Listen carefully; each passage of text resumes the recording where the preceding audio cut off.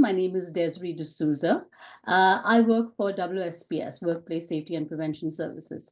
I actually prefer to be called DD, as in Desiree D'Souza, because people have called me lots of names in the past, and we shall not repeat those names out here. We cannot, right? So I am going to, I'm not very used to Zoom, so I'm going to try and share my screen. And all right, so I'm going to start with talking about the First Nation governance, which includes those 10 core functions that is mentioned on your website. And the first three that I noticed were leadership, membership, planning, and risk management. And I think out here, when we talk about the roadmap, we want to talk about risk management. Because during this session, I will ask you all to, to discover how you can use this roadmap. And we call it the roadmap. So it's called the roadmap to mental harm prevention, but we refer to it as the roadmap. So the goal of this roadmap is to help employers to align themselves with what we have, with something that we have, which is known as the National Standard for Psychological Health and Safety in Canada. This is one of the first of its kind in the entire world, right? This is the first time that Canada was the first that introduced psychological health and safety at work.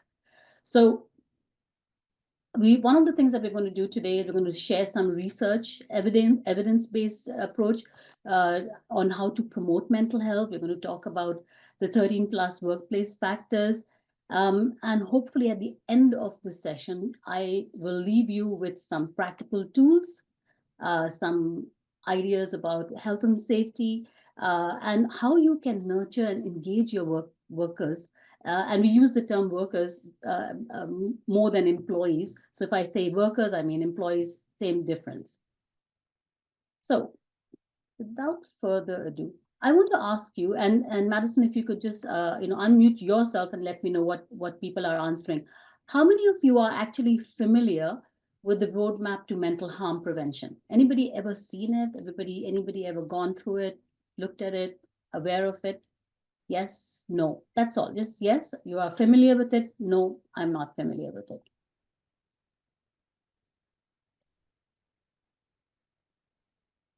Not personally. So most of you heard of something similar. I can see actually the chat is surprising. Yeah. Okay. So most of you are saying no or not familiar with it. All right. So what we're going to do is we're going to try to walk you through it. This roadmap was put together in collaboration with another organization known as Howard Consulting. This organization is run by Dr. Bill Howard. He's a famous psychologist out here in Ontario. I think now he's in BC. I'm not even sure where he is right now. So what we are trying to do is look at what evidence exists in the effectiveness of implementing psychological health and safety. We're going to look at some first steps, anticipated employee experiences, etc. But first, let me start with introducing WSPS, Workplace Safety and Prevention, first of all. So we are one of the largest health and safety associations in Canada. We represent about 172 firms, 72,000 firms in Ontario. And that comes out to approximately over 4 million workers. Our main sectors are agriculture, industrial, or manufacturing, and the service sectors, right? So we are a not-for-profit organization, and we support people provincially in Ontario for the most part. We also have other organizations that do similar work, but for us, the main thing that we do consulting, we do some testing. Psychological safety is what we mainly do. I introduced myself and I said, I'm Desiree D'Souza. And I told you, I prefer to be called Didi. But what I didn't introduce myself more is that I am working here as a workplace mental health consultant. And I've been working with WSPS now for over 18 years, right? I know I don't look like I've been working here for 18 years, right? So WSPS is a member of what we call the Ontario Health and Safety System. The way I like to explain this is, if you're driving a car, I make comparisons with that. If you're driving a car, when you first start to learn how to drive a car, somebody teaches you how to do that. You have your mom, your dad, you go to a driving school perhaps to learn how to drive. And we, WSPS, in a workplace, we are those teachers, we are those consultants, we are those people that help you understand and get better at your health and safety. There are 4 sector specific health and safety associations, right? They're all part of the Ontario Health and Safety system. One of them, like us, we do service, manufacturing, agriculture, but other health and safety associations, they do things like they work with schools, hospitals, mining, electricity, electrical work, construction, etc. WSIB is your insurance board for workplaces, and the ministry is your prevention as well as enforcement, part of that health and safety sector. So in the car, before you take it on the road, right, first you learn how to drive from us, or maybe during the time that you're driving, how to do defensive driving, perhaps you learn from us. But before you take it out on the road, you have to get insurance. So for insurance, as soon as you hire even one person in your organization, you need to get a WSIB insurance, especially if you're in Ontario. And then if you are driving and you see a red light and you say, nobody's here, I'm going to go, and you hear the siren and there's a cop behind you, that's your ministry. The ministry is enforcing, making sure that you're following all the rules. Okay, I like to think of us as batteries.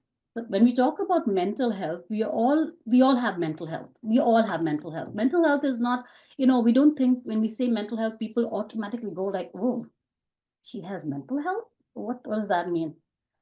But in reality, we all have physical health as much as we have mental health. Right now, my physical health is fine, but tomorrow I might get a cold, and so, or I might get a temperature, or I might break my leg, god forbid. And so under those circumstances, my physical health gets affected. On the flip side, our mental health, all of us, our mental health is in a good place right now, perhaps, maybe not, right? But we might lose someone close to us. Somebody, we might have a broken relationship. Our kids might be sick. The workplace that you're working in might be very toxic. And so our mental health might be impacted. And when we say mental health is impacted, it's mental ill health, not mental illness. There's a difference between the two. So I like to compare our mental health to batteries. Sometimes we are, fully charged. We have had a good day. We get up in the morning, we had that strong cup of coffee, we've kissed our spouse, good day, good morning, good night, goodbye. Our kids are off to school on time, the breakfast is made on time, everything is done on time, we get to work on time, everything is really going good, and we are feeling really charged. Or you might be feeling a little less charged because you woke up a little late, and so you're rushing to get things done. Or your kid is feeling a little bit sick and has a flu symptoms, so you might be at the charging portion of things. Sometimes we might be half full because we've been doing so much. I was talking to Madison this morning and I was telling her, I said, I feel a little bit tired today because I've had a busy week, a busy weekend followed by a busy week. And so right now, my energy might not be at the top, may not be fully charged. We could also be drained, right? Might be surrounded with difficult situations. Maybe there might be some challenges that are on our mind, mentally and psychologically. It could be at home, it could be at work, it could be a relationship, it could be workplace related, or we could be empty. Empty where we feel it's too much. Life it's just too much for us. And if you have, or when you reach to that empty place, we don't want you to be doing this alone. When you reach at that drained stage, we don't want you to be doing this alone. We want you to be able to say, hey, you know what? I need some help. Whether it is a coworker, whether it's somebody that you're close to, a friend, anybody, right? So I'm going to ask another question, and we don't have polls, but I'm going to ask this question. What about you? How is your battery today? What are you feeling? Are you feeling charged? Are you still charging? Maybe you're half full. And if you don't have to, because this is not anonymous. So if you don't feel comfortable sharing, that's fine with me. But if you like to put it in, where are you at right now? Oh, so Andrea says she's fully charged, right? Lindsay says, not empty, but we are very sick in our household. Okay, so that might be it. And if you're saying that your entire household is sick, that means you might be the caregiver while you yourself might be struggling with managing things as well. Anybody else would like to share? And again, you don't have to feel compelled to do that, but if you would like to share, I'm very happy to hear you. Okay, don't see anybody else. Okay, so we move on. All right. Oh, sorry, I think I moved too much. So when we talk about psychologically safe or a psychologically safe workplace, what does it even mean? Amy Edmondson is a professor and a researcher in Harvard University. So based on this definition, where it says psychological safety is a belief that one will not be punished or humiliated for speaking up with ideas, questions, concerns, or mistakes, right? So based on this definition, do you think right now at your workplace, you can bring forward, something, a question, bring forward ideas, or bring forward a suggestion of making things psychologically safer, right? Can you bring it forward without being afraid? Can you ask questions or offer suggestions without thinking, oh, I could be punished, I could lose my job, I could, people are going to start looking at me funny. Basically, this just basically means we don't have to be afraid to speak up without worrying about being punished. It's simple. That's a simple explanation of a psychologically safe workplace. So put it in the chat. Tell me, how would you be able to identify if somebody is going through some kind of psychological distress at work? What are some of the signs that you would see? How would you be able to find out that somebody in your workplace is struggling? Okay, so drained. Oh, I see that somebody's written drained. I apologize, I didn't see that. Attendance, absolutely. So they may not be coming regularly to work. Okay, withdrawn, limited interaction with co-workers, absolutely, right? Especially if that's is somebody who's been always chatty and talking to people and how are you and asking about other people, and now they don't want to speak to anybody.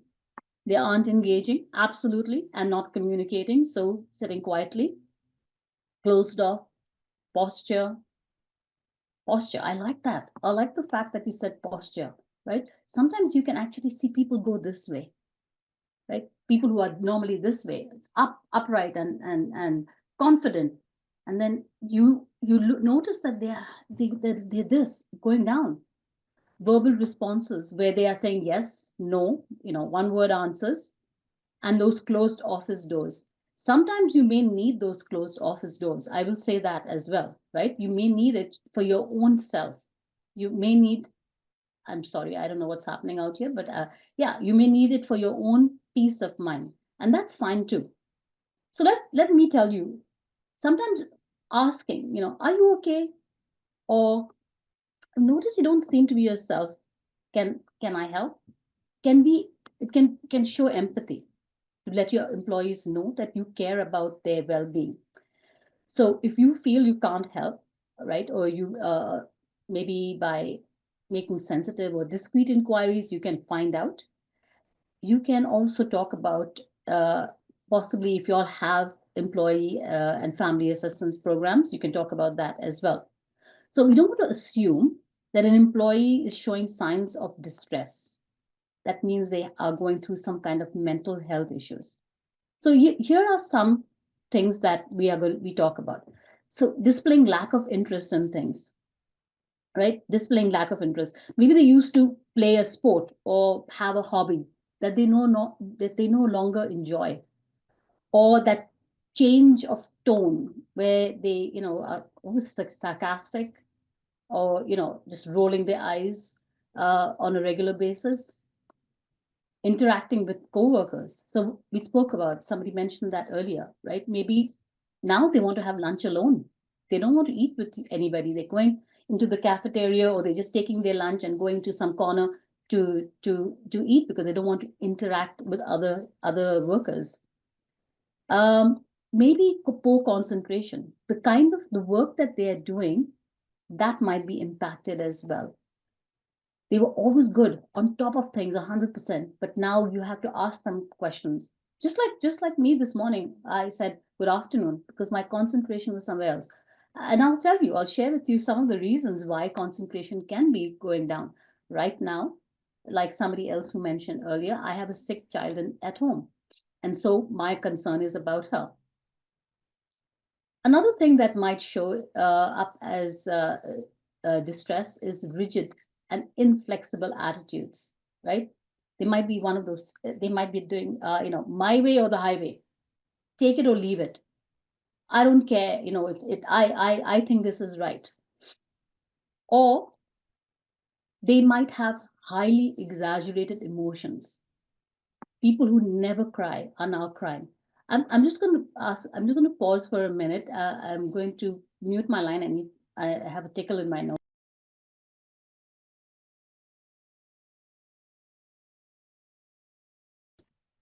I apologize for that. So high emotions, right? Angry, very angry. Little things make them so upset. And you're thinking, oh, what did I do? What just happened? Or they're talking to you and they start crying uncontrollably, and you don't know what to do. You have to bear in mind that some of the behaviors identified here may actually trigger a need for workplace accommodation, for which you have to have at least an initial responsibility, right? So we know that it's better for the employee and the organization if the individual who's struggling with their mental health can stay in the workplace and be accommodated in order to perform their work successfully. So remember that that as leaders, as employers, you yourselves are not immune to mental distress. You could be seeing others go through some of this and think, oh my gosh, this is too much. This is too much for me. So pay attention to your own mental health. Pay attention. That's why I asked you is, where is your battery at right now? Your battery could be completely charged at home, but then you come to work and it gets drained. Or it could be completely charged at work. And then by the time you get home, it's completely drained. And then how do we manage our day-to-day work according to that? So organizational supports like the employee and family assistance. I am so sorry. I keep touching my nose. There seems to be something in my room that is itching my nose. I was fine 2 minutes ago. So employee and family assistance programs are here for you. Talk to your workers, but understand that EFAP, the employee and family assistance programs, are not the only things that we should be looking at. Okay, so how would you be able to identify psychological distress that works, right? Display or lack of interest in things, change of tones. We talked about that. This is not moving. Sorry, my bad. And reacting to minor things. I want to share something with you. So Google did a research Google, the leaders in Google said, we're going to do a research and we want to find out, what is it in our workplace that makes our team successful. And I mean, no, we know about Google, right? They have those comfy couches and they have those, cafeterias with fantastic looking snack bars, and everybody wants to work in Google sometimes.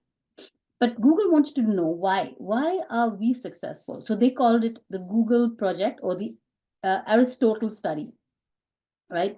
So they did a study and they looked at over 180 teams over a period of 2 years. And during that research, they asked their teams, what is it? What is it that makes our team successful? Is it productive? Why are we so productive? Why are we so innovative? Why is our organization so successful at this point in time?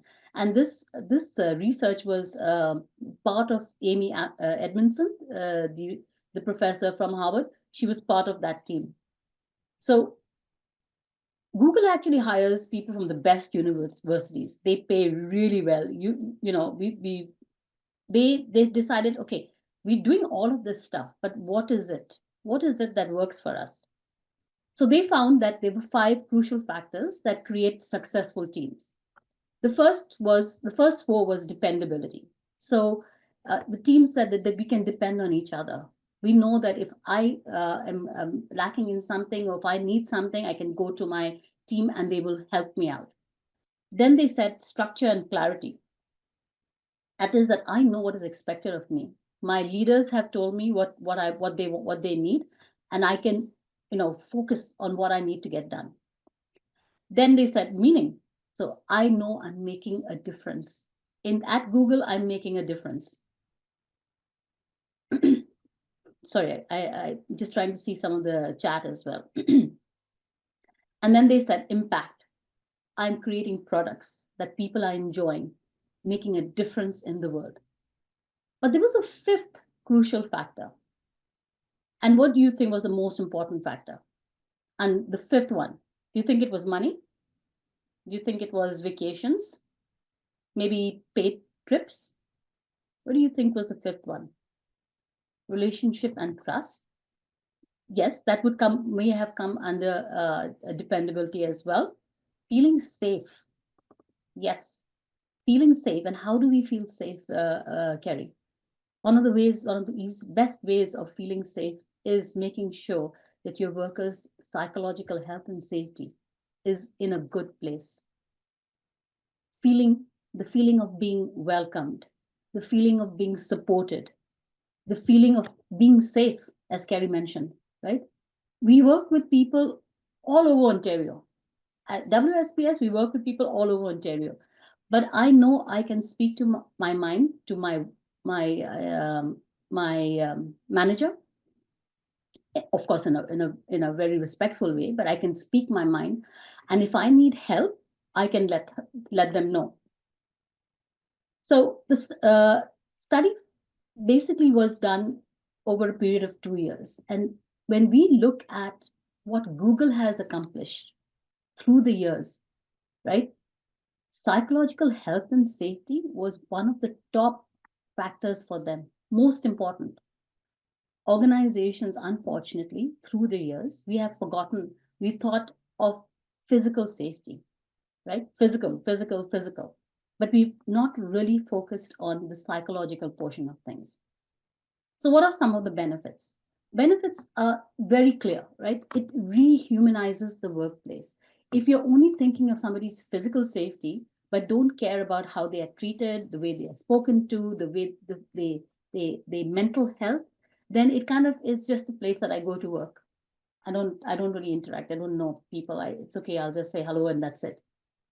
It also helps promote that non-judgment environment where people can say that I can speak my mind. The same definition that Amy Edmondson had given, where I feel safe without being judged. It nurtures those authentic leaders as well. It's not just about the employees. Sometimes we forget about our leaders, right? creativity, innovation, productivity, and retention. Retention, I think that sometimes we don't understand the importance of retaining good employees, good workers.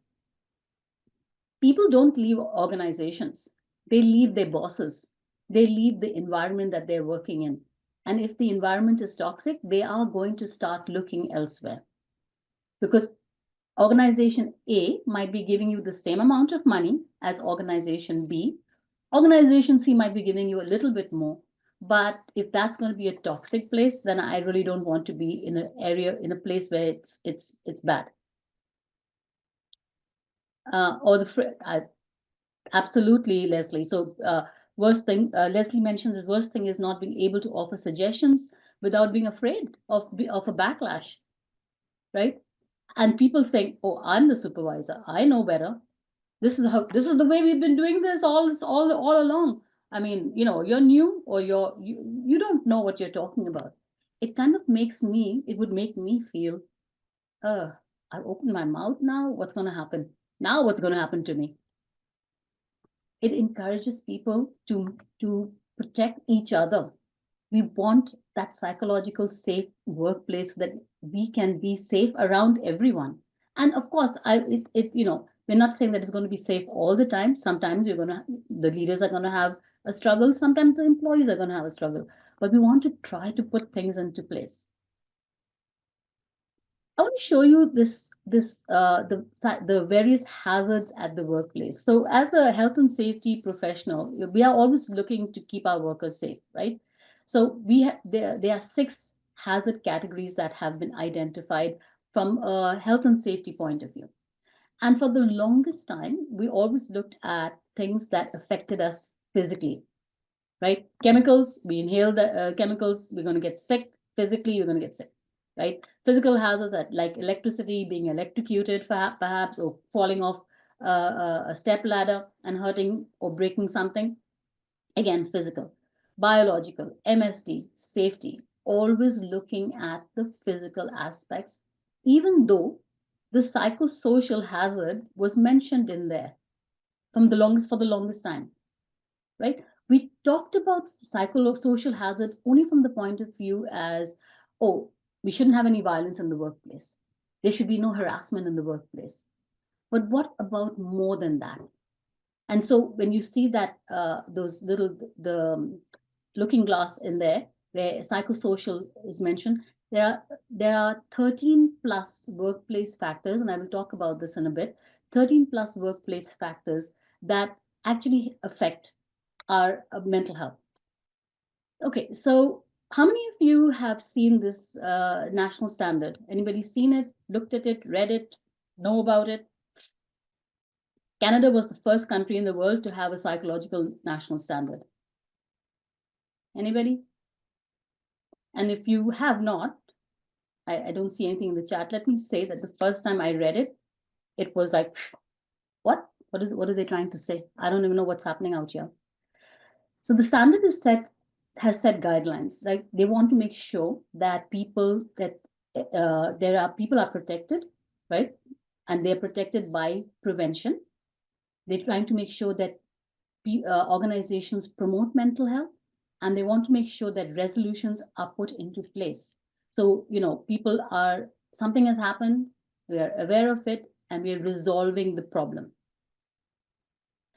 This is your roadmap to mental harm prevention, and you can click on the blue area to get into our WSPS website, or you can take use your phone to get access to it via the QR code. It's totally up to you. So this is what it actually looks like when we start. So what is the roadmap? The roadmap basically features, it has a number of things, webinars for building blocks. And I'll talk to you about the building blocks in a moment.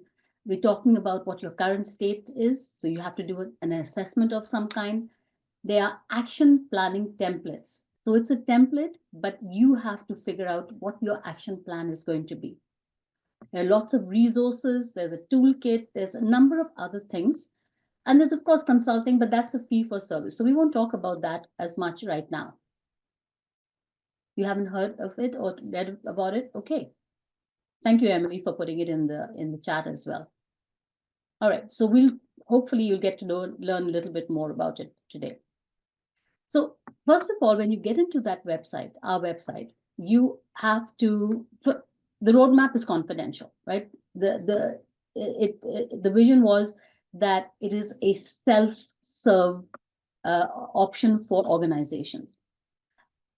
You log in, you set up a password. Once you set up a password, it will come back to you saying, congratulations, you are now logged in, you are now registered. Then it will ask you to give some additional basic company information, things like your organization size or the type of organization you have or the location where you are at, because different locations. So we've had people sign in for these kind of things from BC, and the laws in BC could be different from Ontario. So it's a good idea to mention which location you're at. WSPS has done the research for you to hit the ground running, basically, right? To have the information accessible for yourself. Once you have registered, right, and you can now log in, this is what we are talking about. There are 8 building blocks, and we have broken those blocks down into getting started, gaining momentum, or raising the bar. Now, although right now we say that you can start at any one of the blocks, I will say that if you have no knowledge, zero information, nothing in place right now, I would recommend that you start from building block number 1. Some organizations may already have gotten started, may already be at the point of gaining momentum. So they might be at, maybe going to block number 5 or block number 6. Each block helps you develop a solid action plan so that you can create that psychological health and safety environment. Let's break it down. So let's break it down from the getting started block number 1. So this will help you create your action plans, right? Ask yourself for block number 1, is my organization ready to even start mental health program? Do your leaders have buy-in into mental health? Do you all have a budget? Who's going to lead this? So establishing the organization's readiness to actually get started on it. Building block number 2 might be about support. What about support? How many here have at least one person? I'm going to ask you that question. How many of you have at least one person that you can confide in, talk your heart out to, other than your spouse? Yes, no, maybe. Oh, thumbs up. Yeah. Not at work. Okay. And again, we are not looking to find you support either, but we're thinking about how can I get support, right? Research has shown, it has proven that people stay in an organization where they feel supported, right? Do you all have resources? Do you all have EFAP? So if you don't have the support at work, do you have EFAP where you can call in? Do you all have a plan in case there is a crisis?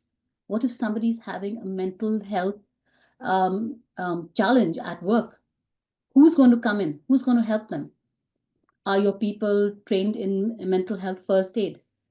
Do you all have trustworthy people that you can contact, or are they people thinking this has been, they can do this on their own? Do you all have some sort of peer support program? And then who has access to this? Is it only your full-time employees, or do your part-time employees also have access to any kind of mental health support? What about your contract employees? What if they come in and they are working and they have a mental health issue? Maybe you have resources for some, but not all. Then we look at building block number 3, which is your planning stage. This is like your plan do PDC, check act, plan do check act, where we are going round and round, right? So now we're planning. We're saying, what have we done to create that safe place for our people's mental health? Have you done some sort of survey to find out what your employees are feeling right now? Is that survey anonymous? And if it is anonymous, are people feeling, brave enough to answer that because they don't believe that it's anonymous? Do you have a program in place, or do you need to remove some old programs? That's the getting started portion, and it sounds like a lot. I know it sounds like a lot, but when you get started slowly and gradually, it will look a little different. And I'll tell you what else we have to offer you as well. Let's look at building block number 4, which is leadership. We don't give our leaders proper tools to get them to a point where they feel that they can handle situations and not affect their own mental health, or they may not have any knowledge and they think, mental health, oh, this is something new.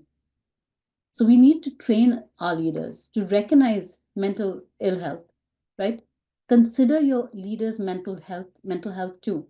It, trust me, it can get very, very lonely up there at the top. You think the people out here are saying, oh, he's getting the big bucks, so what? But it gets very lonely at the top sometimes. Have you trained them on what it means to be psychologically safe? How to be psychologically safe leaders as well? It's not like, everything goes. It's about people's well-being. Building block number 5 is your culture. What is your workplace culture like? Have you clarified that to everyone? Does everybody know what is allowed, what is tolerated, what is okay? Sometimes we have gestures that we think, oh, this is fine, right? But in a different culture, we are a diverse community, right? And so in a different culture, it might be considered really bad to make certain gestures. This is a gesture that some people use, but this can be a bad word for some people, right? So what is tolerated? What happens when someone is disrespectful or uncivil to their co-workers? What are you doing to build trust? Do your people feel that they have a good environment? Building block number 6 is connections. How are you helping your workers build connections with each other? Maybe you all are doing barbecues or Christmas parties. This is that social part of health. We always think of health as, physical health, but health is actually social, physical, and mental. And we can sometimes forget about that social portion of things. So encouraging networking. Building block number 7. Are you helping to prevent mental harm? Do you have some kind of substance use program, for example, to help employees? Have you all spoken to people about topics like suicide, mental ill health, uh, um, depression, anxiety? How do you prevent harassment? How do you all prevent violence and harassment, violence and disrespect? And then finally, you have block number 8. This is the place where you've reached excellence and you think that, okay, I've done everything, we're in a good place. But don't stop there. Have you done a gap analysis to find out what might be still missing? What areas you need to refocus on? Maybe remove some silos. Uh, in in other words, basically, this is your continuous improvement portion of things. We talked about the 13 plus workplace factors. So this is a fluid thing. For example, this 13 plus, it used to be called 13 workplace factors, but they've said 13 plus because through the years we've realized it's not just the organization's culture, the psychological and social support, clear leadership where people know what is expected of them, civility and respect where you cannot harass or be rude to people, right? Recognition and reward. Recognition and reward, I think that's one of the biggest things or that people just disregard. They think I'm giving you an increment every year. You're being rewarded, but is it really that what we are looking for? When was the last time somebody gave you a pat on the back and said good job? When was the last time? Think about it. Good job. Good job, Didi. Good job, Madison. You're doing a fantastic, fantastic work. When was the last time somebody did that for you? If you want to put it in the chat, you can. When was the last time you did that to somebody, where you gave them a pat on the back and said, you know what, I'm so impressed by you. You have kicked this out of the park. And then when we talk about balance, things like balance and engagement, balance for somebody who mentioned that, and I'm sorry if I cannot remember your names, who said that right now you have a house full of people who are struggling with some illness or unwell, but you're still expected to come to work. You're still expected sometimes, not you, but we are still expected to come to work. You're still expected to do this. I'm still expected to do this presentation. I could be not feeling too well. My kid is not well. So what do I do? Do I say that I can't work? How do I balance my life? When we talk about psychological demands as well, psychological demands is the work that you're doing. The work that you're doing, is it meant for you? I could never be a nurse. No way, no way, Jose. No way would I could ever be a nurse, simply because, it's not the blood and the gore that makes me ill. It's about the fact that you would be witnessing people in stress, struggling with their physical health, and maybe even dying. And I know that would be something that I would not be able to handle. When we talk about the 13 plus, the reason why we have 13 plus is things like inclusion, diversity. It's not mentioned out here. Things like vicarious trauma, something that somebody else has experienced, but now they've told you about it, and now you are struggling with it because you've heard about something that they've gone through. If anybody has shared with you, maybe some suicidal thoughts, or they've gone through some kind of exploitation of their own, and now it's on your mind and it's affecting your mental health as well. Okay, so let's look at this. So if you want to find out a little bit more about the 13 plus workplace factors, we have a toolkit. And again, you can click on this blue area. I don't know if you all can see my cursor, but you can click on this blue area or use the QR code to access this 13 plus workplace factors to get a better idea of what exactly we were talking about. Aside from that, there's a roadmap jumpstart guide. Again, this guide helps you go through this whole process of the roadmap that we are talking about, right? It gives you a breakdown and you can decide, hey, this is where I'm going to get started. Thank you, Emily, for putting that in. Leslie says, I tell my coworkers every day that they're doing a great job. Kind words can go a long way with coworkers, especially when they look like they need the encouragement. You know what? I would love to have you as my boss, okay, Emily. I actually already have the best boss in the world. I tell you this without without a lie. But having a boss, having a coworker that comes to me and says to me, you know what, you're amazing. It makes such a big difference. Okay. And I'm not going to keep thanking you, Emily, because I see you're on top of things. So thank you very much for doing that for me. Okay, let's look at the mental harm prevention. So each block has what we call a flip book, right?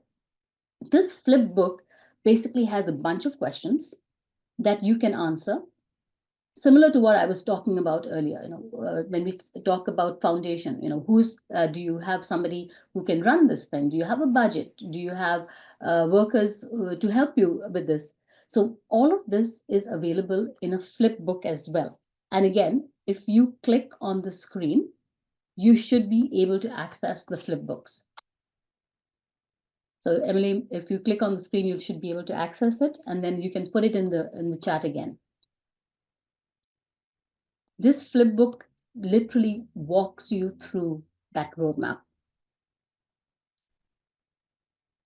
Once you've answered all the questions, once you've said, yes, we do have this, no, we don't have this, anywhere where you have said no, you now know that there is a gap, that I need to identify things out there. So we're giving you an example. So an example is ensure employees are made aware of psychological health and safety programs, and particularly burnout prevention support. So what's your objective? Elaborate. This is something that you would make on your own, right? Elaborate a burnout prevention specific program, socialize the program to employees, customize the program to managers. Once you've completed the questions, you can now have an idea. How am I going to create my action plan? And based on your goals, you can identify the activities that you can undertake, how you will evaluate success, for example, what resources you need to get to that objective, to get to that goal. Who will be accountable? Is it you? Are you going to manage it? Or maybe you get a champion who can do the work for you. Somebody who says, you know what, I'm very, very passionate about health and safety. I'm going to take this on. Or if you have a joint health and safety committee, maybe get the committee involved so that they can start monitoring and creating that action plan. You basically can have an idea of when to start and when to end, or when to continue with that project.